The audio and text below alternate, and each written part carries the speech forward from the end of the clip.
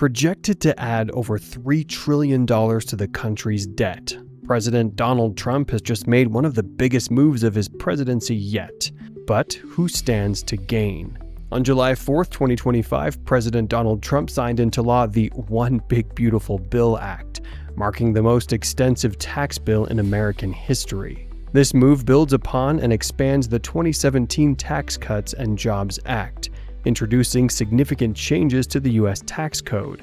Indeed, Trump's strategy has always been clear: accelerate the growth of the United States economy. But then, at what long-term cost? Let's find out. The One Big Beautiful Bill Act by President Trump is more than just a shift in policy. For many Americans, the most immediate effect of these new changes will be the obvious reduction in minimum tax rates, higher deductions, and a range of incentives designed to benefit both individuals and businesses. However, many are already asking, will it work? Under the new tax plan, the 12% to 37% tax bracket for individual earners is now permanent. However, there's good news for the middle class. These brackets will rise with inflation every year through 2029. This means that, over time, Americans will likely pay a little less in taxes while ensuring their hard-earned money stretches further. In addition, the 39.6% tax rate, which was felt most by high earners in the past, is now gone. For lower-income families, the increase in the standard deduction will make a noticeable difference. Starting this year, the new tax bill raises the standard deduction from $15,000 to $15,750 for single filers, while increasing it for married couples from $30,000 to $31,500, but it doesn't stop there.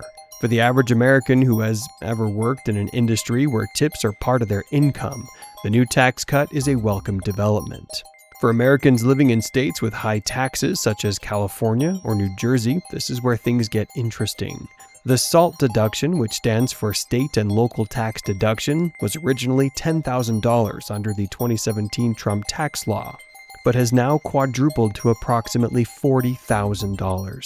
This means more money back for those living in high-tax states, which in turn makes a big difference for families and individuals who are paying higher state and local taxes. How will this new tax system play out for the average American? Will it lead to greater economic stability under Trump, or will the deficit balloon in the coming years? Slashing taxes is only half the story. Behind the scenes, a far bigger fight is playing out, one that pits President Trump against the very institution that controls the flow of money in America. So, what happens when Trump tries to bend the Federal Reserve to his will? In American politics, few tug-of-wars have carried as much weight or tension as the one between President Donald Trump and the chairman of the Federal Reserve, Jerome Powell. And now, with President Trump once again at the center of a sweeping economic overhaul, the friction is front and center again. Trump has never hidden his frustration with Powell. In fact, the president openly said Powell is costing the U.S. a fortune by not lowering rates. But firing the Fed chair may not fix the issue. Even during his first term, he openly criticized the Fed for raising rates too quickly and blamed Powell for slowing economic growth and stifling momentum, especially when the markets began to wobble.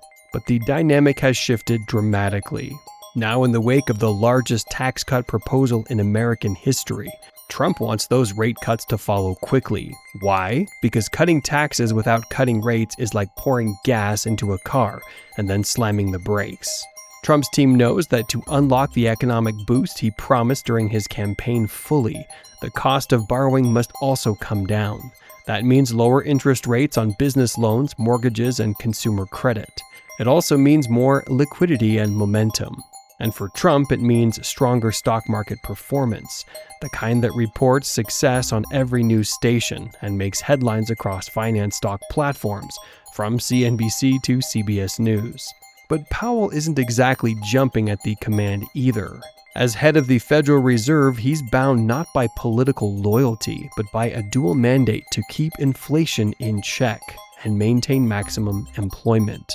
The Fed has spent years fighting price surges that spiked after the pandemic, which peaked at 9.1% in June 2022. Although inflation has cooled since then, hovering around 2.4% as of March 2025, it's still well above the Fed's 2% target.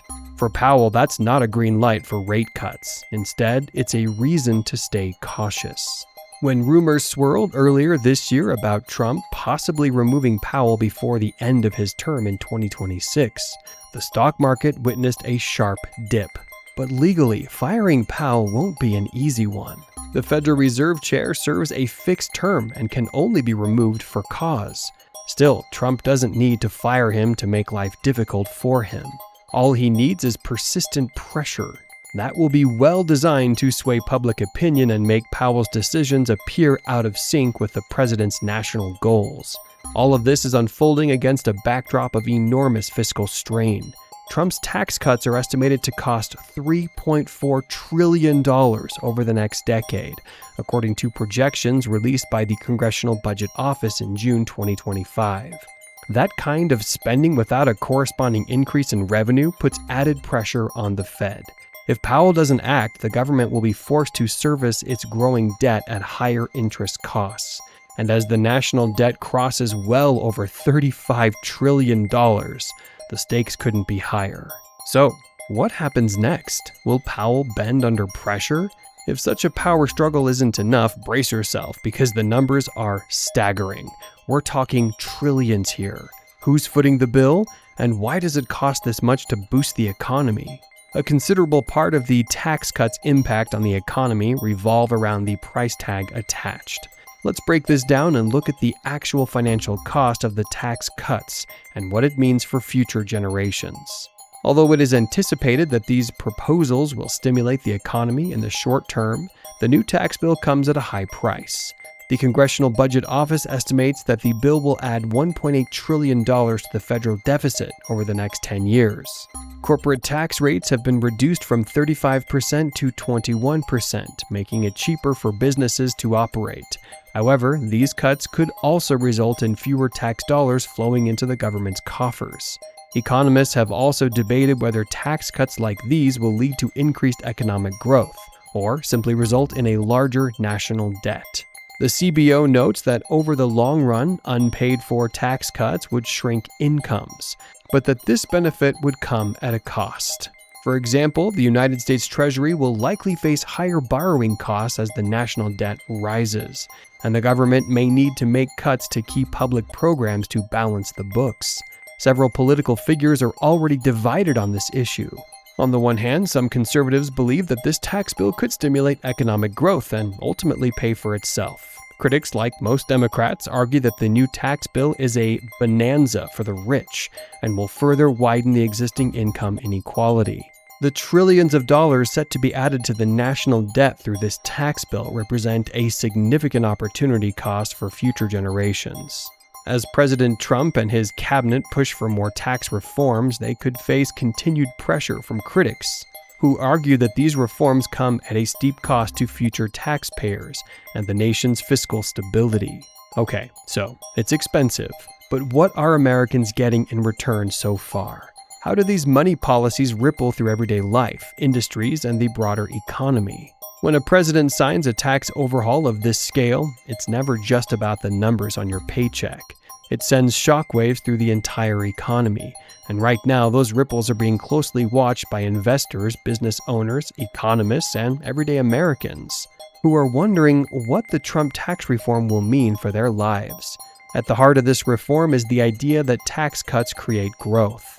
President Trump's revised tax structure initially lowered the corporate income tax rate from 35% to 21%. Supporters argue that this change could trigger a new wave of domestic investment, particularly in sectors like manufacturing, energy, and construction. Already, some firms have announced bonus payments for hiring sprees, while others have fast-tracked their expansion plans, which they'd shelved years ago. The breaking news of the bill's signing sent the markets upward in a sharp rally, as traders bet on stronger earnings ahead. But the economy isn't just the Dow Jones. For small business owners who are the backbone of the American workforce, this new tax policy carries real weight. Trump's bill includes new deductions and thresholds specifically designed for these entrepreneurs. For some, it could mean millions in yearly savings, enough to hire help, purchase new equipment, or simply stay afloat during lean months. While some businesses will see their margins stretch, others in states with higher tax burdens will brace for the complications. The updated SALT deduction, which is capped at $40,000 under the new rules, will help ease pressure for many. Although critics argue it won't go far enough in shielding middle-class families from rising state-level costs. Meanwhile, inflation continues to hover like a storm cloud. The hope is that with more disposable income, consumers will spend more. However, some analysts warn that this type of stimulus could stoke inflation instead. That would erode the very purchasing power these cuts are meant to boost. Indeed, it's a balancing act where interest rates, monetary policy, and consumer behavior all collide in unpredictable ways. And while the government is projecting short-term gains in GDP and job creation, not everyone is convinced. Some experts worry that the tax cuts could overheat specific sectors of the economy. Take housing, for instance. Lower taxes and higher take-home pay typically lead to increased demand. However, when mortgage rates remain volatile amid a tight inventory, it can also push prices out of reach. The same goes for tech and healthcare, where high valuations are already raising eyebrows on Wall Street. It's still early, and this is because the full economic consequence of this tax bill will take time to unfold. But what's clear is that the Trump rate cuts are shaking the system. Whether it's toward a boom or a bubble, that's still very much up for debate. And the next few months, they'll tell us everything. So, where does this leave us? Trump's tax overhaul is bold, controversial, and already reshaping the American economy in real time. The numbers are locked in for now. Whether it lifts or strains the nation in the long term, that's still unfolding, and the clock is ticking.